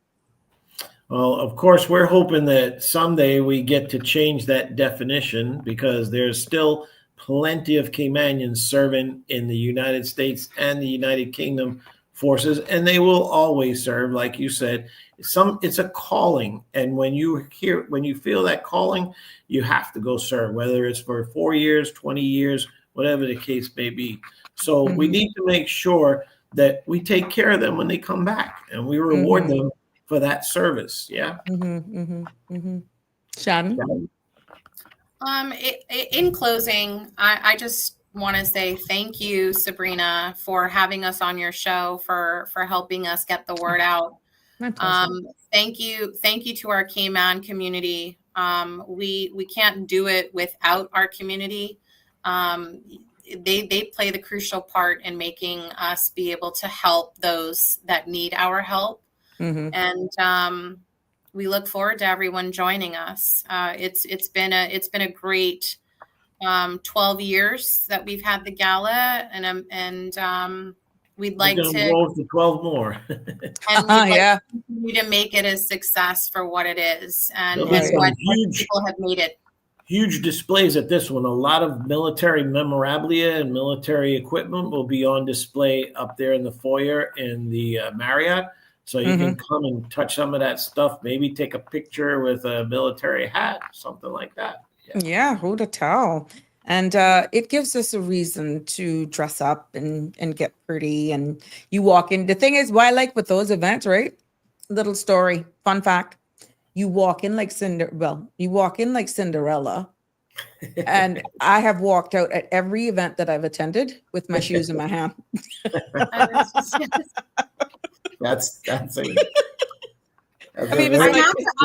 I have to say, we have to give a huge recognition to the Marriott and the Marriott staff, because they have committed to taking care of us every single year without miss. They make it that we can have an event, a successful event, raise the funds that we so direly need to helping our declining veterans. And we just want to say a huge thank you. Well, thank you so much for being with us and giving me an opportunity to help promote this annual event for yours. And once you get the information and you get the tickets, send it through to me, the information, the outlets, I'll be more than happy leading up to the event to keep pushing this event. And I'll get updates from you as well in regards to how sponsorship are going. Thank you. And for you. those Thank that you very don't much. already follow us on Facebook or Instagram, we do have our Cayman Islands Veterans Association page, sorry. And you can also get information via those There. means as well. Yes. On our Thank you. website. Yep. Thank you so www.caymanislandsveterans.org. Okay. There we go. Okay. Thank you so much. Have a good Thank evening. you. Stay dry. You as well. Bye-bye. See you soon. Yes. Yes. All the best. And thank you for your service and for all that you do. Thank you, Sabrina. Have a good night. Likewise. Well, there you have it. So let's remove. There we go. There you have it. Woof. I've been going crazy here. Yeah, I hope that you were inspired and educated and informed about the Cayman Islands Veteran Association, because there's so much that's happening here in our islands that we're not even aware of. And I must say, Shadden and Andrew continue to be the face of it. And so is Mr. Banks, so many more. But I mean, this couple, they have really picked up the mantle and really have done and kept this alive. And like what they say, the only how they are actually making any money in order to take care of the veterans is through poppy appeal, the galas. I think they've had bingo nights as well in the past. But unless they have these events, there's no other funding coming in. And that is why we're appealing to you this evening. To corporates, if you're listening to us, call Shadden. You see the number there. Call Paul, call Andrew, and sponsor a table and hand it out to maybe some of the seniors who may want to go out and dress up, or just get a group of young people who I hope will break every rule. And you just remember to bring cash, all big bills, yes, and be on your worst behavior. Yes, we want you to be on your worst behavior. We want to get the loudest table going, because I'll be there. And but I'll be on my best behavior. But no, in all honesty, I have been there about 4 galas, and like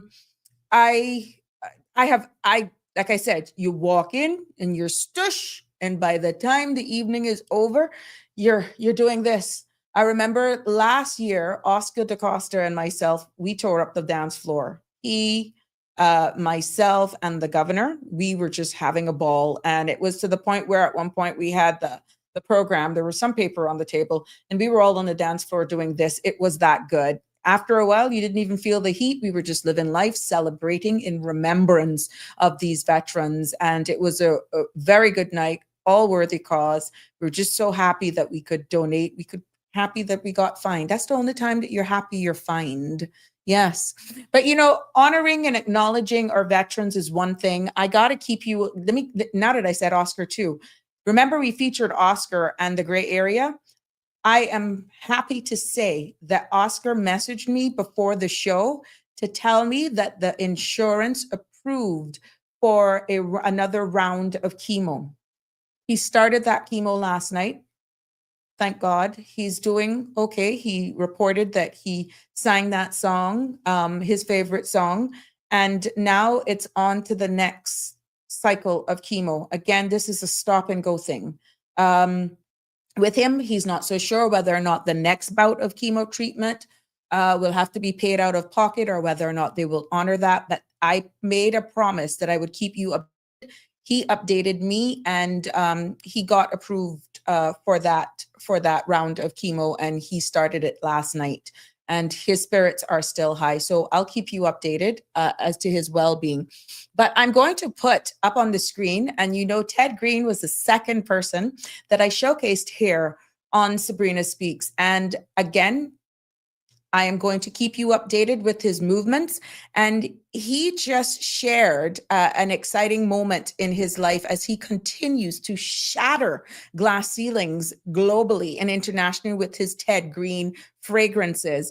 And he was recently interviewed and featured in Authority magazine. Yes. Where he explored the insights and lessons that he'd learned on his journey of becoming a CEO. And if you're curious about all of the challenges and triumphs which you've heard, he actually shared it out here. go on and just like and follow Ted Green, and you will follow him on his journey. But I, as a Caymanian, and I will do this with any Caymanians who are actually breaking the ceiling. I'm going to feature our chef. I think I'm going to have our chef on here. There was a young Caymanian chef who was recognized, or as a team. I'm going to have them as well on the show, but it is my honor and privilege to showcase Ted and update you on what Ted Green is actually doing. And he continues to shatter the glass ceiling where opportunities are concerned. And I hope that stories like this of Ted and all of the other Caymanians who are out there that are making waves, that you will see where the size of our community, the jurisdiction, don't let that limit you. And his story is so profound. And being a perfume extraordinaire. And I mean, you can go here locally and you can buy his fragrances. And I'm just so proud of Ted. And I'm hoping that soon he will be able to actually share and give us an update as well on what's happening if we can nab him. But the good thing about this space is that I don't care where he is in the world. We just need to set him down for about 45 minutes so that we can get an update from him. Christmas is coming and he has a lot of gift ideas and just spreading the word. And the good thing is you can buy direct, or you can go down there to Kirk Freeport and you can sample it yourself. And he has the candles and all of that sort of stuff, but the fragrances, oh my God, Ghost Orchid and the Banana Orchid and She Blooms. Oh my goodness, that's the one. That's my favorite. But I like all of them because I can layer them. And I enjoy layering fragrances. So go down to Kirk Freeport, ask for any one of the ladies in any of the stores, and they will let you see what he has. I think they have the candles as well. But congratulations to Ted Green. I am going to be following you, and I'm going to continue to be a woman to my word, to update and keep our local community abreast of your movements and your actions. You mother think that I can find you, I can find you, though I could reach protocols were about Joyce on, but I can showcase you. I still got a little space in my heart for you. I got a big space for you and so much more. But don't let the rain stop you. Look at this scrumptious meal that you can get at Cayman Cabana. You can even call in and they can fix you up with something like this. But tonight is farm to table. And I know I hear the rumblings and I know my locals, you know, once you hear the rain, you're not going to go out. You're not going to go out. But every Thursday night, it's farm to table at Cayman Cabana. And that is one of the scrumptious dishes of many local dishes that never, ever let you down when it comes to consistency and taste. And they aim to please. And this is one of the things that you can get down there at Cayman Cabana. But the most important thing is that tonight is, and every Thursday night is farm to table. So go down and keep it local, keep it real, and support Luigi and the crew there at Cabana, because farm to table, dinner experience, and this is some of the stuff that you can get down there and so much more. Oh, the appetizers are the best. The comforters are to die for. And the callaloo rice, even though I like rice and beans. For those of you who really know me, I actually will eat rice and beans with pizza. You heard it right. I will eat rice and beans with pizza. That's how much I love rice and beans. So, but you know what? Don't limit yourself to rice and bean or callaloo rice at Cabana. This is some of the scrumptious stuff that you can get there. And do not forget to visit my dear friend, celebrating 39 years in lighting up our world, and is a proud partnership with Edward and International Lighting down there at in Ed's Plaza. So all this week, he has bed and bags, he has bathroom palace, he has the chandeliers that you can see, and they're open Monday to Saturday. They're closed now, but you can definitely pound on those doors or be right there to be one of the first in all of his many stores right there in Ed's Plaza, located right there on 194 North Sound Road. from 9 to 6, Monday to Friday, or you can give them a call, 949-8211, 949-5141 for more information. Yeah, see, Shadden is agreeing with that she likes the candles as well. And let's see what Miss Smith Campbell is saying. Sister Sabrina, what is the proverbial ceiling that you speak of, and you define that? What are you talking about? Sorry, I don't about I want to make sure I understand you. But yeah, let's remember our veterans, go down and support. Shadden has actually shared all of the numbers with us here, and it's right in the bottom of the link. And it is always a pleasure bringing you another episode of Sabrina Speaks. I hope that this was another informative topic, that there are takeaways for you.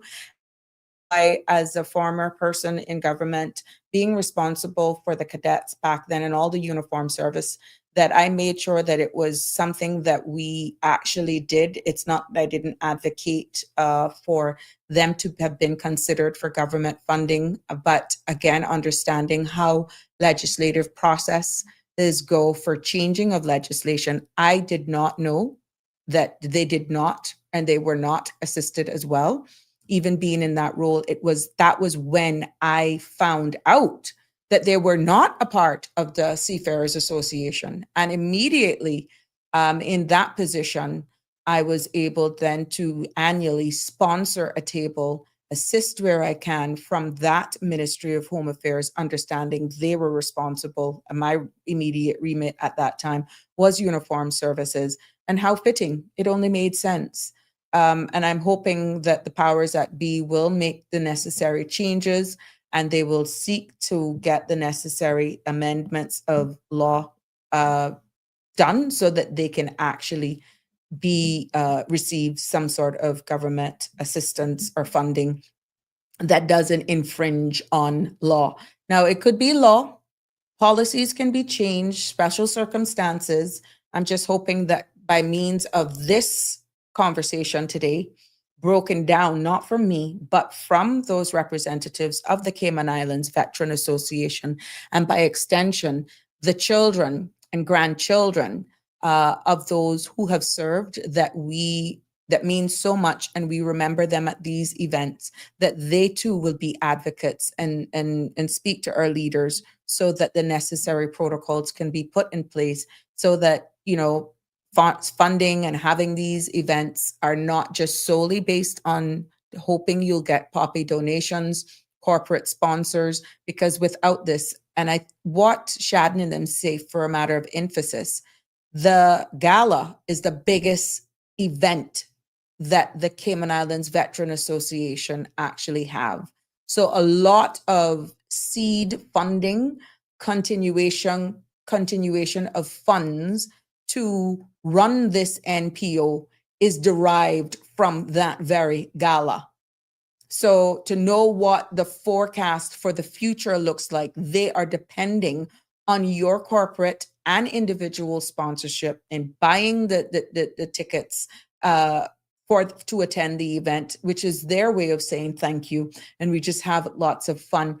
That forecast for the future hinges on exactly what is collected on the night, and for corporate sponsorship. But if you don't even want to purchase a table, and you just want to donate, the bank account is under the link here. And I hope that you will actually get a better understanding of what's going on.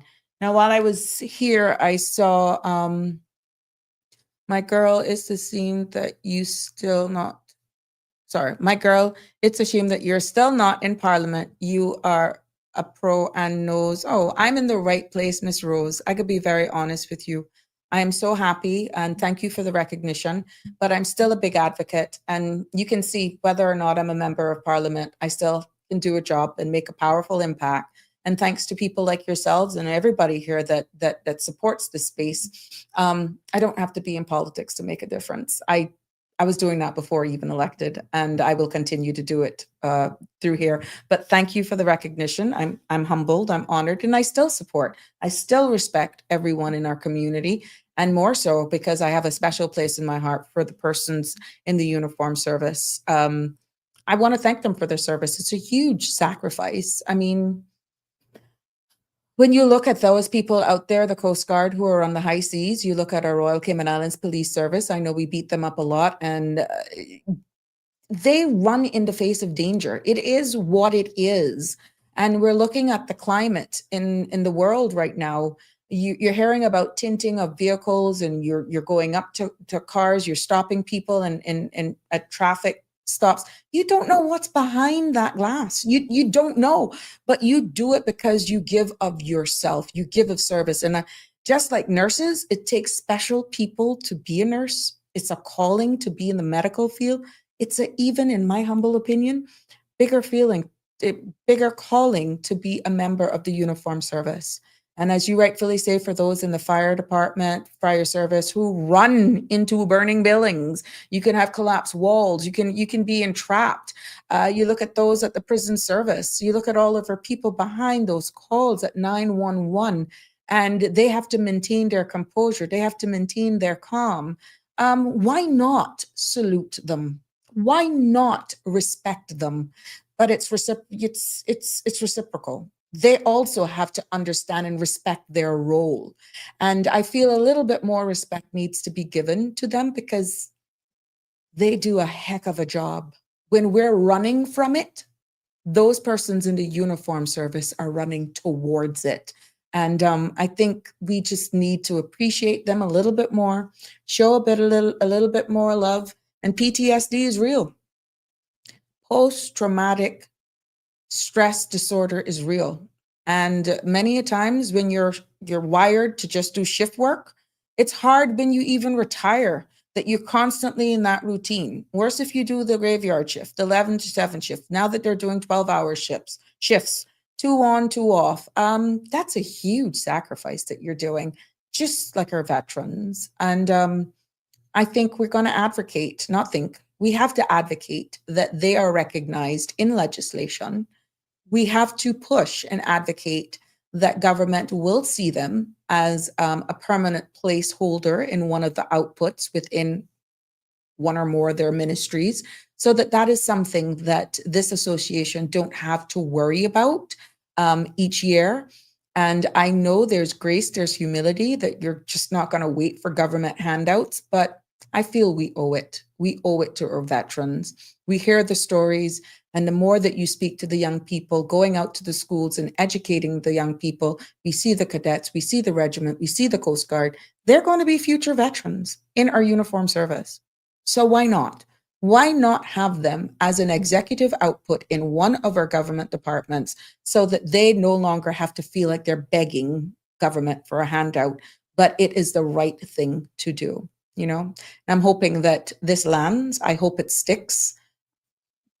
You don't even have to say you got the idea from me. I don't care. I just want to know that it's done and we're doing it together, because it takes a village.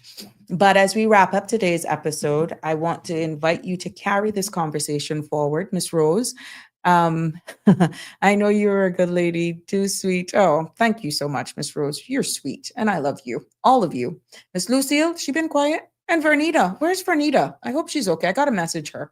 But as we wrap up today's episode, I invite you to carry this conversation forward, because and again, I got to thank my proud sponsor here, International Lighting, and for lighting up our world.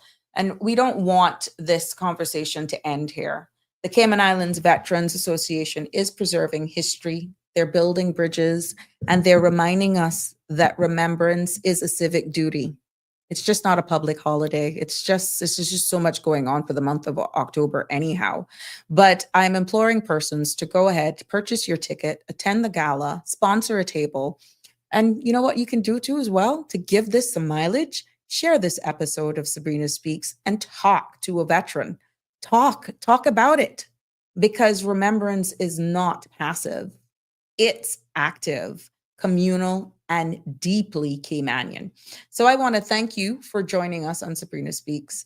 And it has indeed been, Iva, you're late. Iva, I gotta put you in the corner. Until next time, I'm going to have some right now. Until next time, stay engaged, stay inspired, ladies and gentlemen, and never underestimate the power of showing up for your community. And this is one time we can show up for our community by sponsoring a table, showing some love, and remember to be kind. I got breaking news, not local, but I'm understanding that some naval academy is now in lockdown in the United States following threats. Look at where we're living. People, look at where we're living. Yesterday, same blooming thing. It popped up on my screen and I didn't process it because I was delivering that topic. Now here we are again. Let me see if I can get some more. Oh goodness. Yeah, but there's some threats now in the United States again, never cease to fill, the gift that keeps giving. But to each his own. Let's take care of our own right here in the Cayman Islands. We still have so much to be thankful for, but the importance is showing love, being kind, extending a helping hand, because you never know what somebody's going through. And I can't stop repeating that. You never know what burdens, what weight somebody's actually carrying. And as I said at the beginning, we can hide behind anonymous comments on a lot of these spaces, but you don't know the impact that will have on somebody. And I think the more we share a little bit of love, the more we share a word of kindness, encouragement, extending a hand, a gentle call to someone, the better place we will be. It'll be a better world. So be careful on the roads. Do have a wonderful evening. And to Mr. Berman Scott, enjoy your birthday. I wish you many, many more. Thank you. And until tomorrow, have a fabulous Thursday evening. God bless. That's a wrap for today's edition of Sabrina Speaks. Thank you for tuning in and for being part of the conversation. Remember, the dialogue doesn't stop here. Stay engaged, stay informed, and most importantly, stay empowered. We'll be back tomorrow at 5 p.m., same time, same place, right here on CMR TV and radio, where your voice matters and your truth is heard. Until then, Cayman, take care of yourself and each other. That's it for today's edition of Sabrina Speaks, where your voice matters, your story counts, and your truth is always welcome. Join us weekdays from 5 until 6:30 p.m. right here on CMR TV as we dive into the topics that matter most to you. Catch the show live or on demand at cmrtv.com. And don't forget to follow us on Facebook, YouTube, and Instagram so you never miss a moment. Until next time, stay informed, stay engaged, and always speak your truth.